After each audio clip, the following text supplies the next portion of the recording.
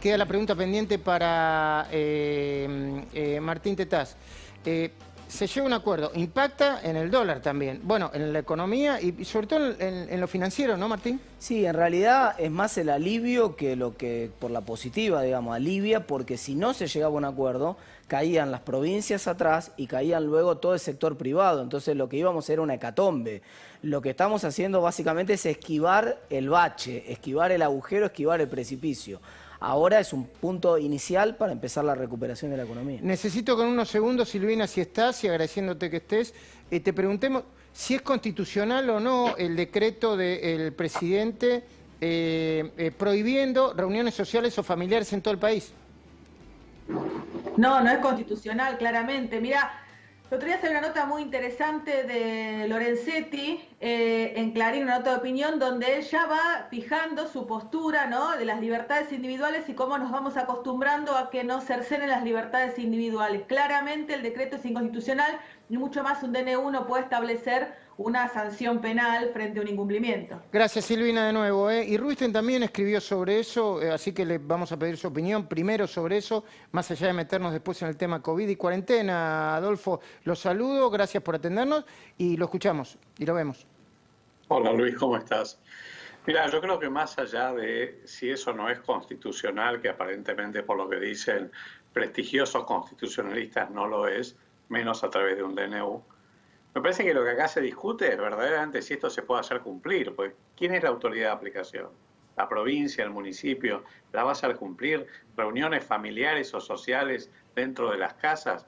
Más allá de que obviamente uno tiene que, como vengo sosteniendo hace bastante tiempo, apelar a la responsabilidad, me parece que seguir con este discurso del miedo, de la punición, del miedo de la tipificación de un delito, me parece que no tiene demasiado sentido, porque por un lado estamos, por ejemplo, en el ámbito del área metropolitana de Buenos Aires, particularmente en el conurbano, la realidad es que con una cuarentena teóricamente estricta, claramente no se está cumpliendo y uno lo ve, ya no solo son reuniones sociales o familiares. Entonces, no veo el sentido que tiene de este decreto después de más de 4 meses de cuarentena. Tal vez en otro momento, cuando hablábamos de que debíamos comenzar a, en este esquema valvular intermitente, abrir y cerrar, tenía otro sentido cuando estábamos, por ejemplo, en el momento que podíamos detectar tempranamente los casos, rastrear los contactos, aislar los focos.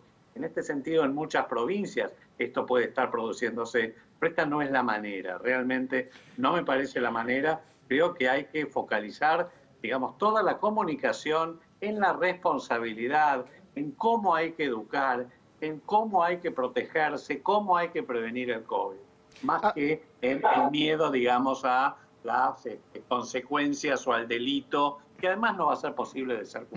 Ahora, Adolfo, yo comparto la idea de pedir responsabilidad social y no manu militari, ¿no? Pero al mismo tiempo, leyendo hoy lo que escribía Conrado Stoll, estamos en el momento de mayor hartazgo emocional, digamos, de nuestra salud mental, con el pico que todavía no llega y con cierto peligro, no para asustar a nadie, ¿no?, con cierto peligro de que si nos relajamos mucho, nos puede pasar como les pasó a otros países que relajados tuvieron brotes o picos o mucha cantidad de contagios y al mismo tiempo más muertos acompañados de los contagios, del aumento de contagios. En realidad lo que les pasó a muchos de los países fue, en el caso de los países europeos, se la vieron venir, no tomaron las medidas que había que tomar, no previeron lo que iba a pasar y colapsaron su sistema de salud, aún en países con sistemas de salud robustos. Lo mismo pasó en Estados Unidos. Lo que está ocurriendo ahora en Europa son brotes más focalizados y de hecho los sistemas de salud ya están adecuadamente preparados y uno ve que lo que hay son, por supuesto, muchísimos casos, zonas, lo que pasa en Australia o en algunos lugares, o en Barcelona, donde ha habido rebrotes de casos, pero en realidad no ha habido tampoco hasta ahora consecuencias fatales, por ejemplo. De manera que usted cree, Adolfo Rubinstein, que si, por ejemplo, la apertura de los negocios hoy en las avenidas de alto tránsito, ¿no va a generar per se un aumento de contagios y eventualmente muertos? En la medida que se manejen adecuadamente los protocolos y se cumplan con las recomendaciones que se sabe que verdaderamente reducen el contagio y la velocidad de propagación del virus, renuevo, yo insisto con lo mismo, todos estamos insistiendo con el tapabocas, el distanciamiento físico seguro, evitar aglomeraciones, cumplir los protocolos, sobre todo en estas reaperturas, realmente uno puede mitigar. El tema es que después de casi 5 meses, como estamos ahora, es muy difícil en este momento volver para atrás. Realmente es muy difícil. Y este es el dilema más complicado que tiene el gobierno. Por eso, estas medidas de un decreto que prohíba y que, digamos, amenace con, digamos, con prisión o con, digamos, consecuencias penales, realmente no tiene demasiado sentido. Es poco viable. Adolfo Rubinstein, yo le agradezco mucho este contacto, esta conversación, siempre es muy útil.